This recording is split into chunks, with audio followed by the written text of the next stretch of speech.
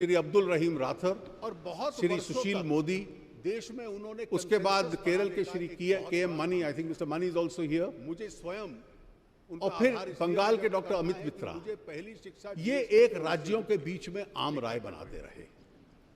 और इस पूरे इतिहास के बाद इस देश ने कि राजनीति ने ऐसी एक मैच्योरिटी कश्मीर के का एक उदाहरण पेश किया अब्दुल रहीम राठौर, जिसका सबसे बड़ा सबूत ये था मोदी कि संविधान संशोधन केरल के श्री के संसद के दोनों सदनों में सर्वमत से पास हुआ और फिर बंगाल जिससे जीएसटी काउंसिल की रचना हुई। ये एक राज्यों के बीच उस रचना के बाद काउंसिल की पहली जिम्मेवारी थी कि केंद्र के लिए और राज्यों के लिए एक कानून बनाए। ऐसी एक मैच्योरिटी वो सभी कानून 5 केंद्र के लिए, एक सभी राज्यों के लिए बड़ा सबूत ये था सर्वसम्मति से बने।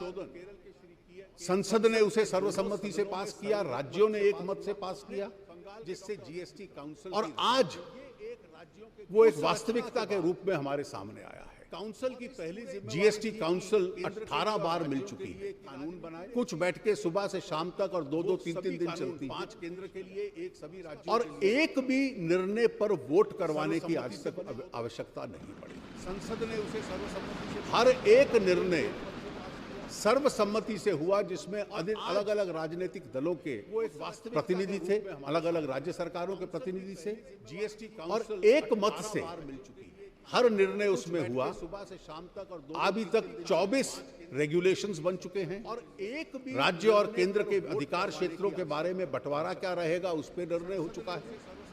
हर एक निर्णय 1211 कमोडिटीज हैं जिसपे टैक्सेशन तय करना था। प्रतिनिधि थे, बिना मतभेद के, बिना किसी डिसेंट के एक कमोडिटी का टैक्स सर्वमत से तय हुआ। और उसके पीछे भी रेगुलेशंस बन चुके हैं। 2 सिद्धांत थे। राज्य और केंद्र के अधिकार क्षेत्रों कि के बारे एक में बंटवारा क्या रहेगा उस पर आम और गरीब आदमी पर ज्यादा बोझ ना पड़े, एक निर्णय रेवेन्यू न्यूट्रल रहे कि जितना राजस्व राज्य और केंद्र इकट्ठा करते हैं कम से कम वो बरकरार रहे बिना मतभेद के, और जो मौजूदा टैक्सेशन ढांचा है एक कमोडिटी का टैक्स उससे बहुत अधिक किसी के ऊपर बोझ ना पड़े।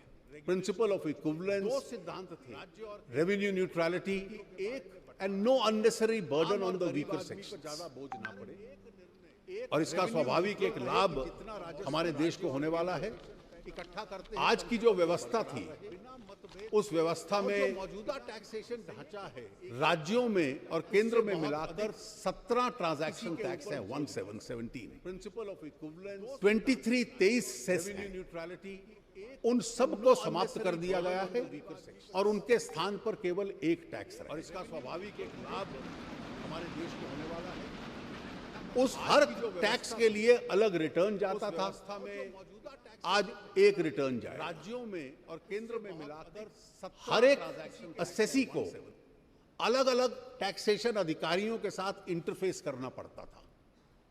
आज केवल उसको अपने सॉफ्टवेयर के साथ एक रिटर्न के माध्यम से इंटरफेस करना पड़ेगा और केवल सॉफ्टवेयर के ऊपर रजिस्ट्रेशन ले लेना और उस रजिस्ट्रेशन के बाद हर महीने की 10 तारीख तक केवल एक फॉर्म भरना कंप्यूटर पे कि मेरी पिछले महीने की ट्रांजैक्शन क्या है उस पर डाल देना और उसके माध्यम से टैक्स के ऊपर टैक्स न लगना।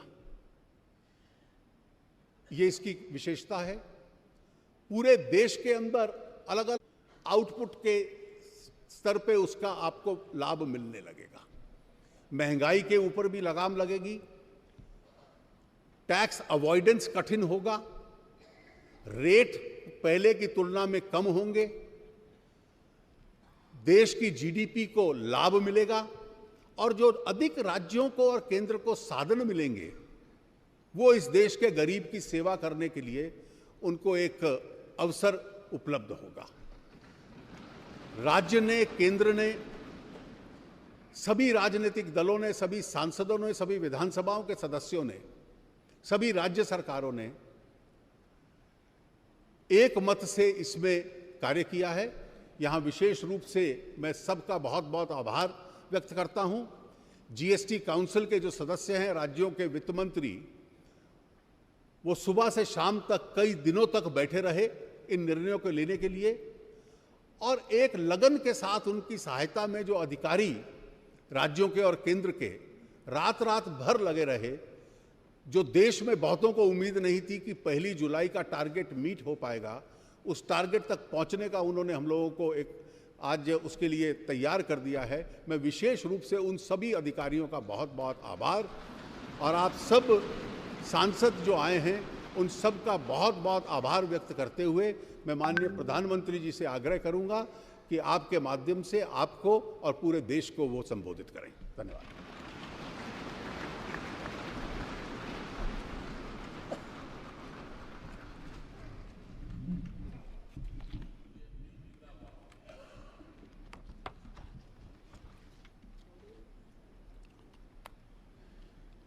आदरणीय राष्ट्रपति जी, आदरणीय उपराष्ट्रपति जी, लोकसभा की अध्यक्षा जी, पूर्व प्रधानमंत्री आदरणीय देवेगौड़ा जी, मंत्रिपरिषद के मेरे साथी, सदन के सभी सम्मानित सदस्यगण और विविध क्षेत्र से पधारे हुए सभी वरिष्ठ महानुभाव,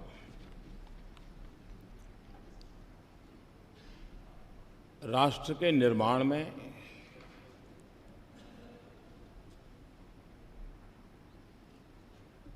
कुछ ऐसे पल आते हैं जिस पल पर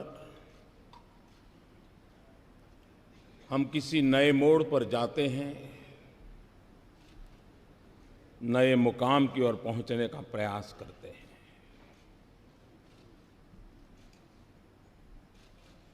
आज इस मध्यरात्रि के समय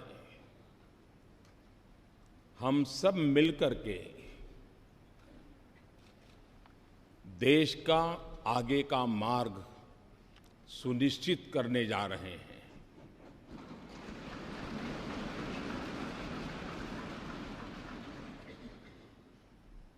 कुछ देर बाद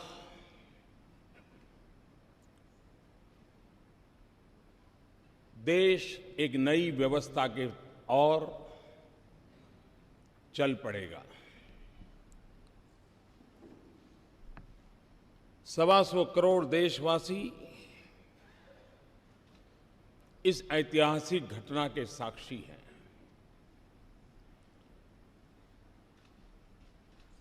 जीएसटी की ये प्रक्रिया ये सिर्फ अर्थव्यवस्था के दायरे तक सीमित है, ऐसा मैं नहीं मानता। पिछले कई वर्षों से अलग अलग महानुभावों के मार्गदर्शन में, नेतृत्व में, अलग अलग टीमों के द्वारा जो प्रक्रियाएं चली हैं, वो एक प्रकार से भारत के लोकतंत्र की, भारत के संघीय ढांचे की, कोऑपरेटिव फेडरलिज्म के हमारे कंसेप्ट की एक बहुत बड़ी मिसाल के रूप में आज ये अवसर हमारा आया है।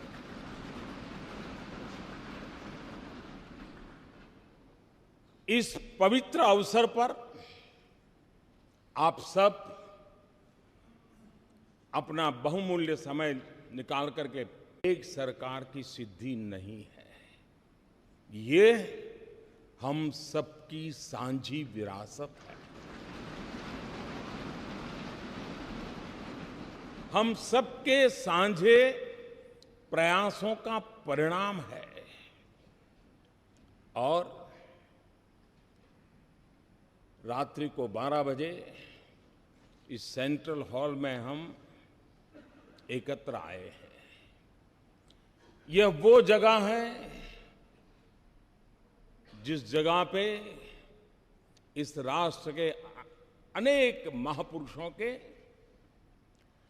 पद चिन्हों से इस जगह ने अपने आप को पावन किया हुआ है।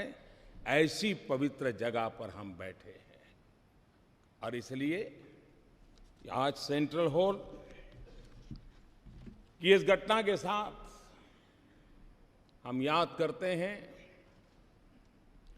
9 दिसंबर 1946 संविधान सभा की पहली बैठक का ये सभागृह साक्षी है। हम उस स्थान पर बैठे हैं जब संविधान सभा की प्रथम बैठक हुई। पंडित जवाहरलाल नेहरू, मौलाना अब्दुल कलाम आजाद, सरदार वल्लभ भाई पटेल, बाबा साहब आम्बेडकर, आचार्य कृपलानी, डॉक्टर राजेंद्र बाबू, सरोजिनी नायडू, ये सब महापुरुष पहली कतार में बैठे हुए थे। उस सदन में जहां कभी 14 अगस्त 1947 रात को 12 बजे देश की स्वतंत्रता की उस पवित्र महान घटना, ये स्थान उनका साक्ष्य है। 26 नवंबर 1949 देश ने संविधान को स्वीकार किया। यही जगह उस महान घटना का भी साक्षी के रूप में है। और आज वर्षों के बाद एक नई अर्थव्यवस्था के लिए, संघीय ढांचे की एक नई ताकत के लिए जीएसटी के रूप में इसी पवित्र स्थान से बढ़कर के मैं समझता हूं कोई और स्थान नहीं हो सकता है इस काम के लिए।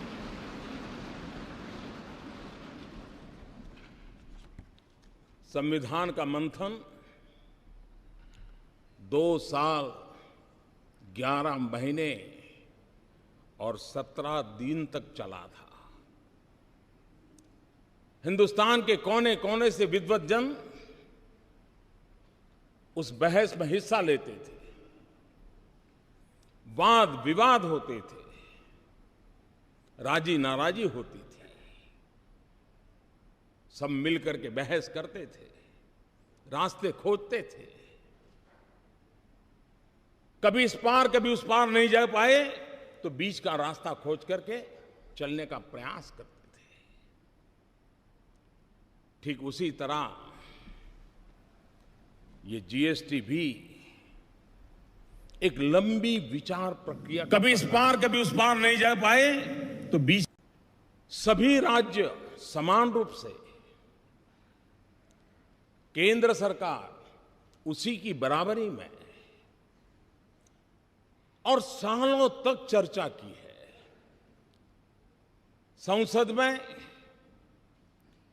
इसके पूर्व के भी सांसदों ने, उसके पूर्व के सांसदों ने लगातार इस पर बहस की है। एक प्रकार से best brains of the country उन्होंने लगातार इस काम को किया है और उसी का परिणाम है कि आज ये जीएसटी को हम साकार रूप में देख सकते हैं। जब संविधान बना तो संविधान ने पूरे देश के नागरिकों को समान अवसर, समान अधिकार, उसके लिए सुनिश्चित व्यवस्था खड़ी करती थी। और आज जीएसटी एक प्रकार से सभी राज्यों के उन मोतियों को एक धागे में परोने का और आर्थिक व्यवस्था के अंदर एक सुचारू व्यवस्था लाने का एक अहम प्रयास है। जीएसटी ये कोऑपरेटिव फेडरलिज्म की एक मिसाल है जो हमें हमेशा हमेशा और अधिक साथ मिलकर चलने की ताकत देगी। जीएसटी ये टीम इंडिया का क्या परिणाम हो सकता है, ये टीम इंडिया की कर्तृत्व शक्ति का, सामर्थ्य का परिचायक है। ये जीएसटी काउंसिल केंद्र और राज्य ने मिलकर के उन व्यवस्थाओं को विकसित किया है जिसमें गरीबों के लिए जो पहले उपलब्ध सेवाएं थी, उन सारी सेवाओं को बरकरार रखा है। दल कोई भी हो, सरकार कहीं की भी हो, गरीबों के प्रति संवेदनशीलता इस जीएसटी के साथ जुड़े हुए सब लोगों ने समान रूप से उसकी चिंता की है। मैं जीएसटी काउंसिल को बधाई देता हूं। अब तक इस काम का नेतृत्व जिन जिन लोगों ने किया है, अरुण जी ने विस्तार से कहा था, मैं उसका पुनरावर्तन नहीं करता हूं। मैं उन सबको भी बधाई देता हूं। इस प्रक्रिया को जिन जिन लोगों ने आगे बढ़ाया, उन सबको मैं बधाई देता हूं। आज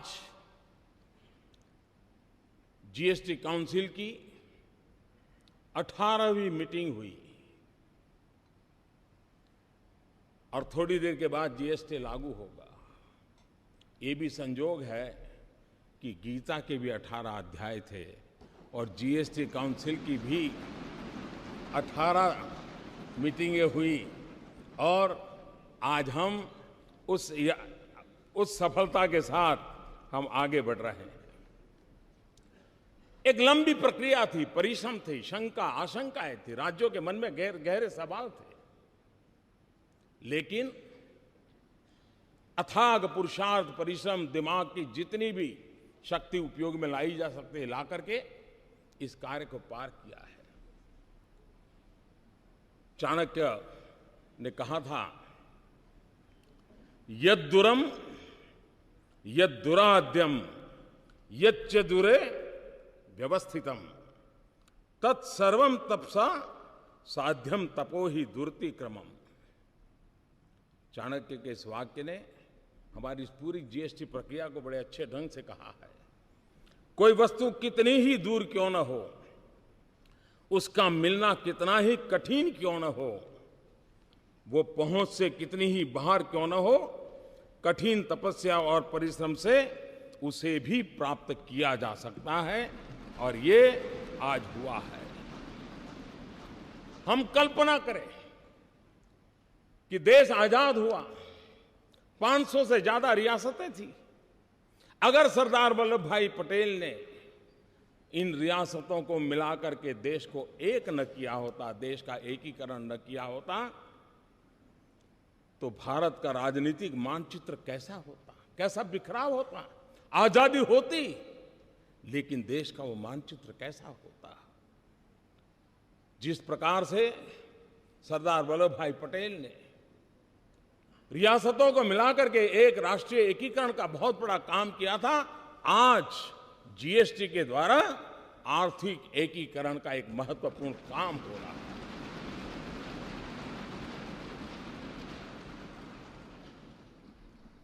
29 राज्य, 7 केंद्र शासित प्रदेश,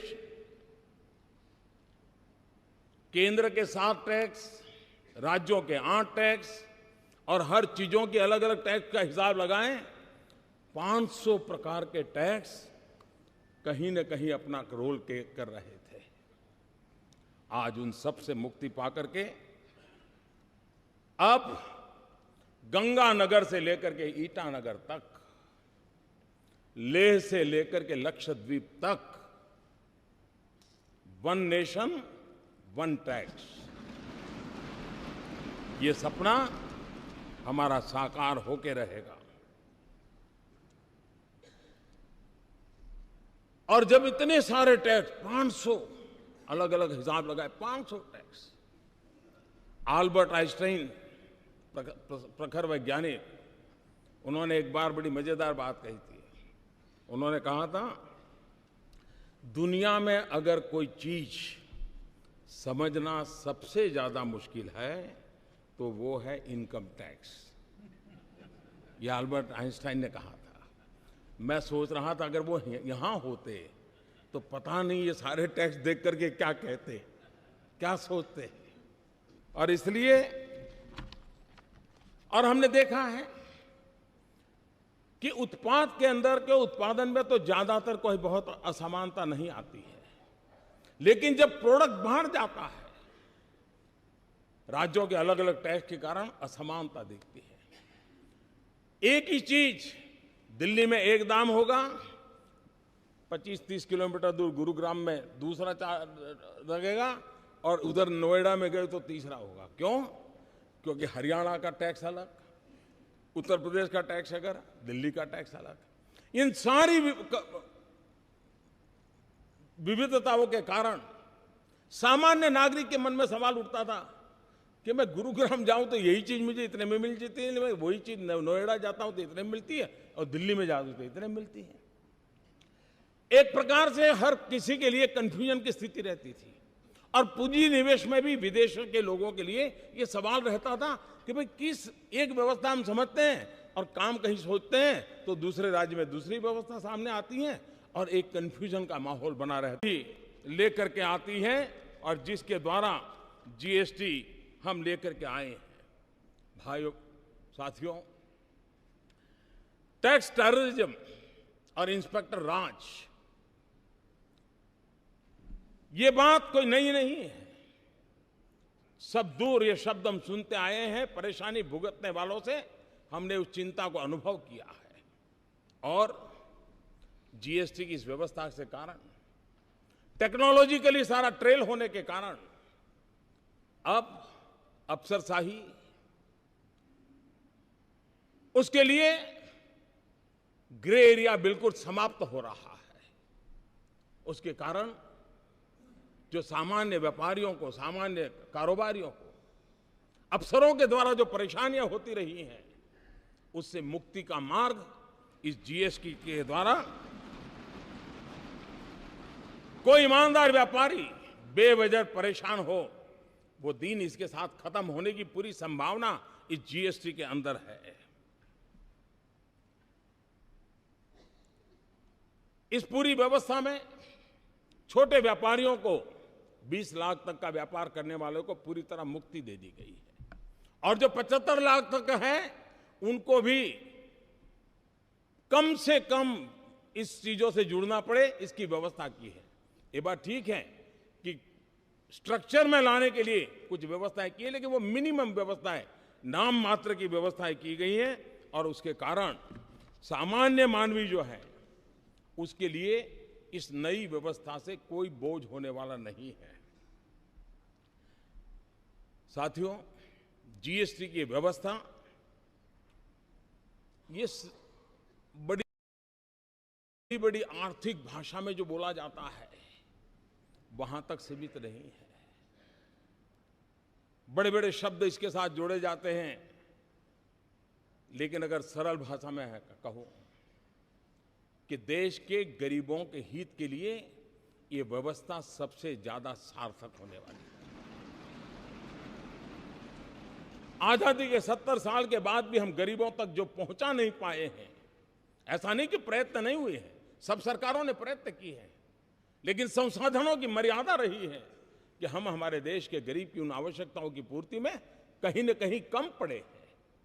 अगर हम संसाधनों को सुव्यवस्थित ढंग से, और बोझ किसी एक पर न जाए, बोझ स्प्रेड हो जाए, हॉरिजॉन्टल जितना हम स्प्रेड करें उतना ही देश को वर्टिकल ले जाने की सुविधा बढ़ती है, और इसलिए उस दिशा में जाने का काम, अब वो कच्चा बिल पक्का बिल ये सारी खेल खत्म हो जाएंगे, बड़ी सरलता हो जाएगी, और मुझे विश्वास है छोटे मोटे व्यापारी भी ये जो गरीब को बेनिफिट मिलने वाला है वो जरूर उसको ट्रांसफर करेंगे, ताकि गरीब का भला हम लोगों का आगे बढ़ाने के लिए बहुत बहुत काम आने वाला है।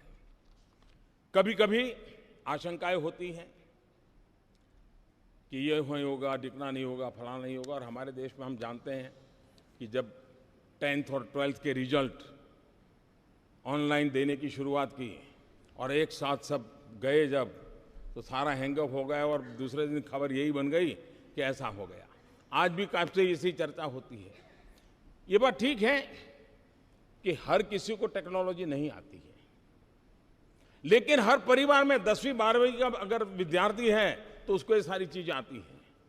कोई मुश्किल काम नहीं, इतना सरल है घर में 10वीं 12वीं का विद्यार्थी भी रहता है तो चीजें छोटे से व्यापारी को भी और वो मदद कर सकता है, रास्ता निकल सकता है।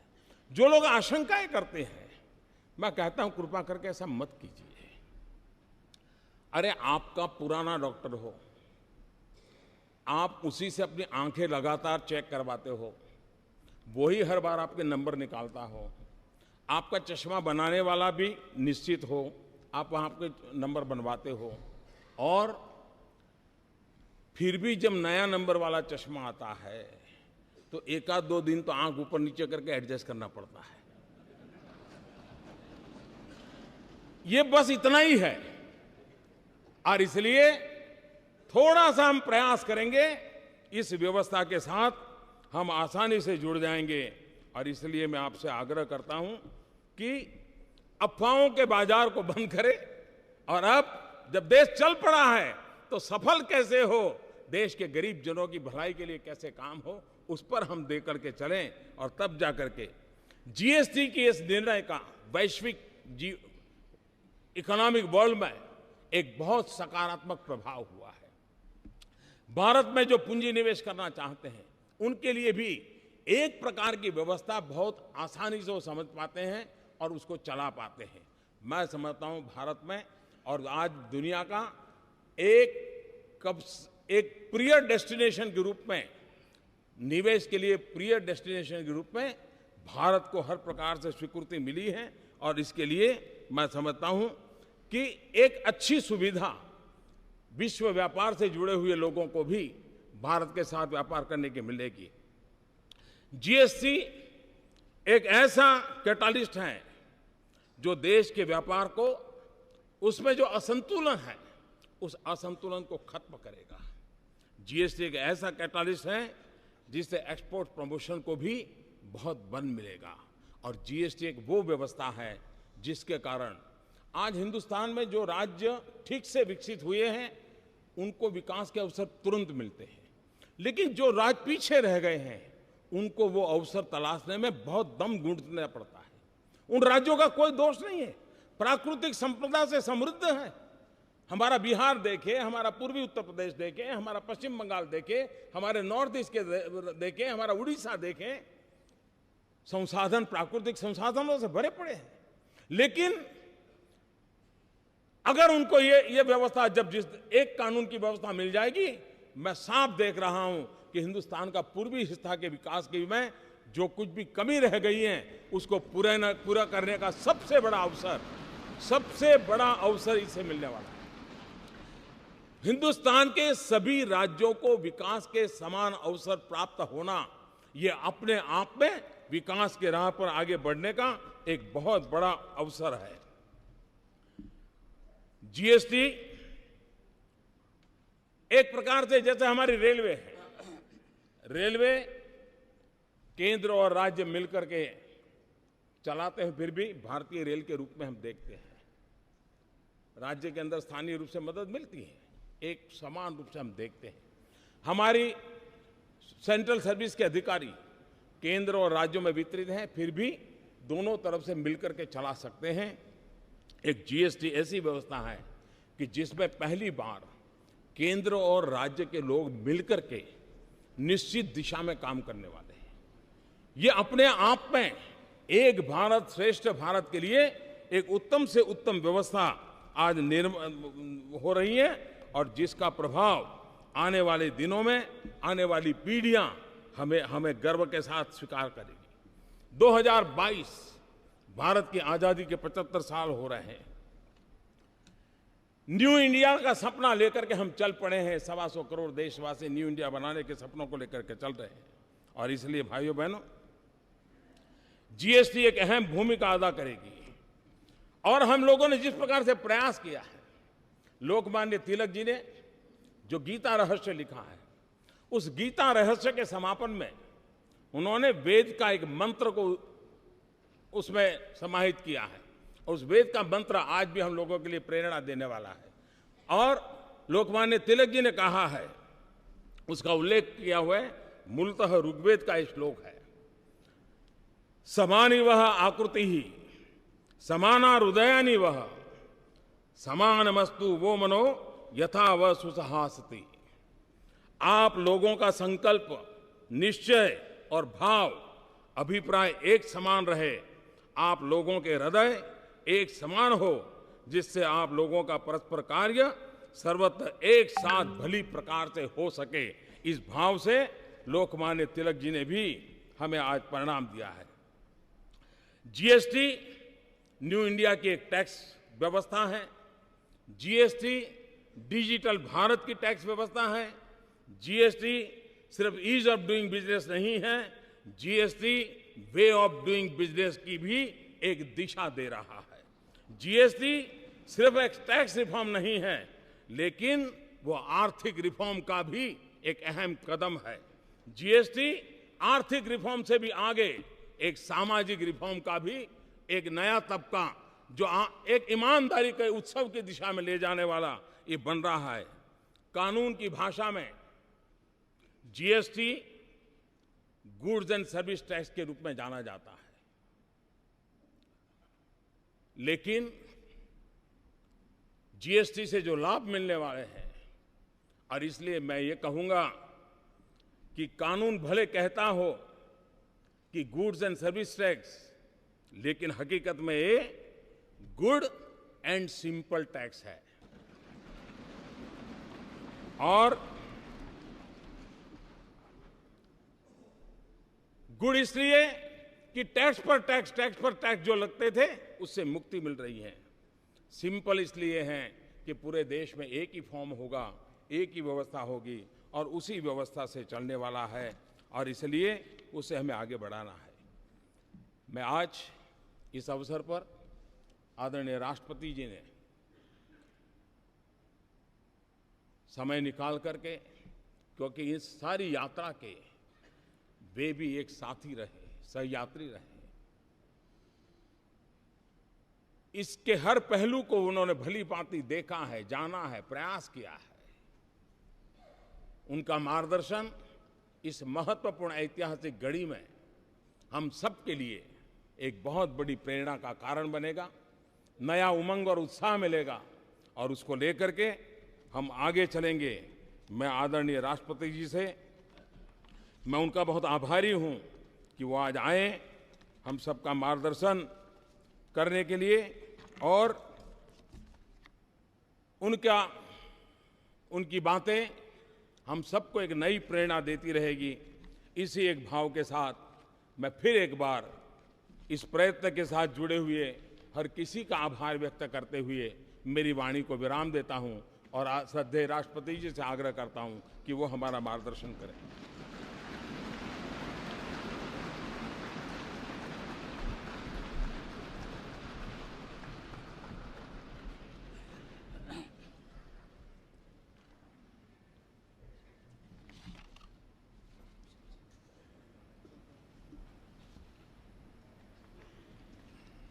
Sri Muhammad Hamid Ansari, Vice President of India, Prime Minister Sri Narendra Modi, former Prime Minister Sri H.D. Deve Gowda, Srimati Sumitra Mahajan, Speaker Lok Sabha, Sri Arun Jaitley, Finance Minister, India, Union Ministers, Members of Parliament, distinguished guests, ladies and gentlemen. In a few minutes from now, we will witness the launch of Goods and Services Tax, a unified tax system in the country. This historic moment is the culmination of a 14-year-long journey which began in December 2002 when the Calcutta Task Force on Indirect Taxes suggested a comprehensive goods and service tax based on the value-added tax principle. The proposal to introduce the GST was first mooted in the budget speech for the financial year 2006-07. Since the proposal involved restructuring and reform of not only the indirect taxes levied by the centre but also the states, the responsibility of preparing a design and plan of action for the implementation of GST was assigned to the empowered committee of State Finance Ministers, which had been formed earlier for the implementation of the value-added tax. The Empowered Committee released the first discussion paper on goods and service tax in November 2009. Friends, ladies and gentlemen, the introduction of GST is a momentous event for the nation. It is also a moment of some satisfaction for me personally, because as Finance Minister, I had introduced the Constitution Amendment Bill on 22nd March 2011. I was closely involved in the design and implementation and the occasion to meet the Empowered Committee of State Finance Ministers formally and informally as many as 16 times. I also met the Chief Ministers of Gujarat, Bihar, Andhra Pradesh and Maharashtra a number of times, and I have a vivid recollection of those meetings and the various matters that were raised, given the magnitude of the task which spans constitutional, legal, economic and administrative spheres. It was not a surprise that there were many contentious issues. Yet, I found both in these meetings and in many interactions with chief ministers, finance ministers, and officers of state that most of them had a constructive approach and an underlying commitment to the introduction of GST. I therefore remained confident that GST was a matter of time and it would eventually be implemented. My confidence stood justified when on the 8th September of 2016, after the bill was passed by both the houses of parliament and more than 50% of state legislatures, I had the privilege of giving assent to the Constitution 101st Amendment Act. Friends, after the amendment of the Constitution, the GST Council has been constituted as per the provisions of Article 279A of the Constitution.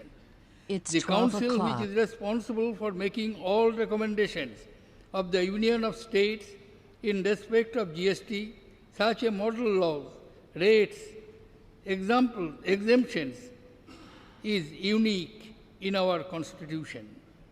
It is a joint forum of the centre and the states, where neither the centre nor the states can, without the support of the other, take any decision. Though an elaborate voting structure has been built into the decision-making process of the Council in the Constitution, it is remarkable that 18 meetings held so far, all decisions have been taken by consensus in the Council. I congratulate them. There were apprehensions whether the task of fixing rates for thousands of items could be accomplished by the GST Council, given the wide variations across states. The Council has pleasantly surprised every one of us by completing its task on time. Friends, the new era in taxation, which we are about to initiate in a few minutes, is the result of broad consensus arrived at between the centre and states. This consensus took not only time but also effort to build. The effort came from persons across the political spectrum who set aside narrow partisan considerations and put the nation's interest first. It is a tribute to the maturity and wisdom of India's democracy. Friends, even for a person like me, who has been intimately involved in matters of taxation and finance, the scope of the change we are undertaking is truly breathtaking. Central excise duty has a long history. During my different tenures as finance ministers, it has always been one of the largest contributors to the central exchequer. Service tax is relatively new, but has grown very rapidly in revenue terms. Except for a few goods outside the purview of goods and services tax, both of these will now disappear along with the additional customs duty, special additional duty of customs, and numerous cesses and surcharges. Central sales tax on interstate will cease for goods falling under the Goods and Services Act. At the state level, the enormity of the change is not less. The major taxes being subsumed are value-added tax, sales tax, entry tax, taxes on advertisement, and luxury tax, along with the state-level entertainment tax and numerous cess and surcharges. Ladies and gentlemen, GST will also make our exports more competitive and also provide a level playing field to domestic industry to compete with imports. Currently, due to cascading, our exports still carry some embedded taxes, making them less competitive. Similarly, the hidden effect of cascading means that the total tax incidence on domestic industry is not transparent. Under GST, the tax incidence will be transparent, enabling full removal of tax burden on exports and full incidence of domestic taxes on imports.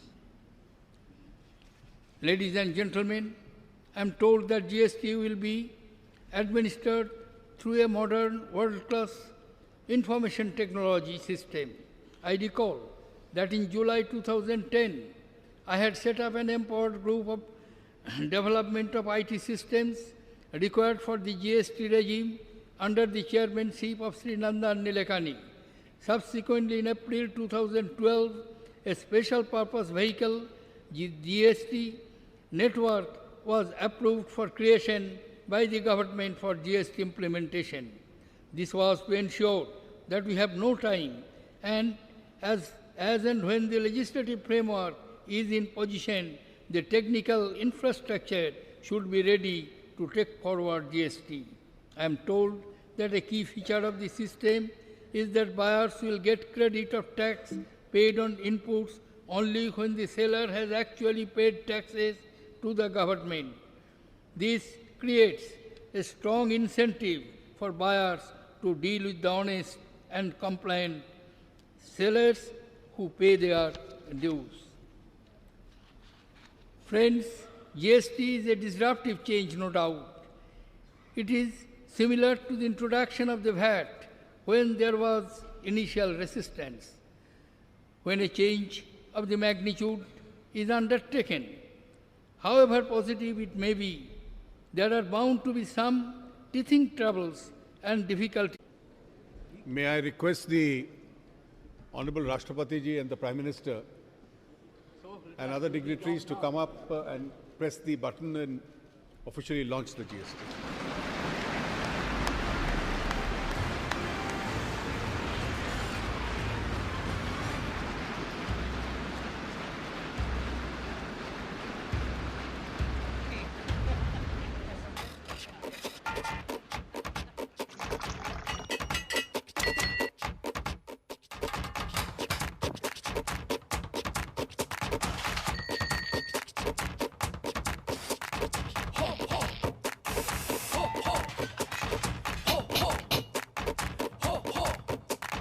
ताता तिरकट दिन ताता तिरकट धा धा तीना तिरकट दिन ता तिन तिरकट धा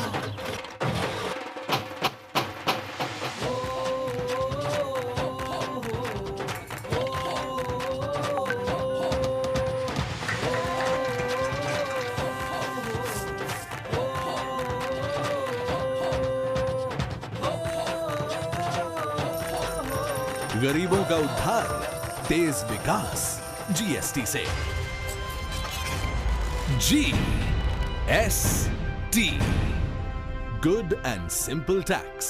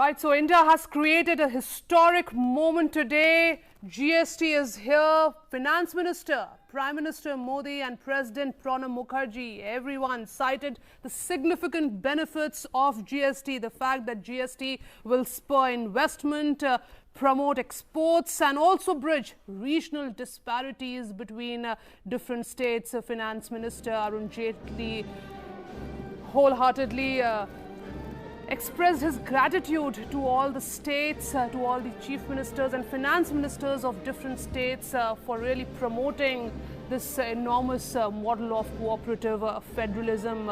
Prime Minister Modi said that GST is in fact a result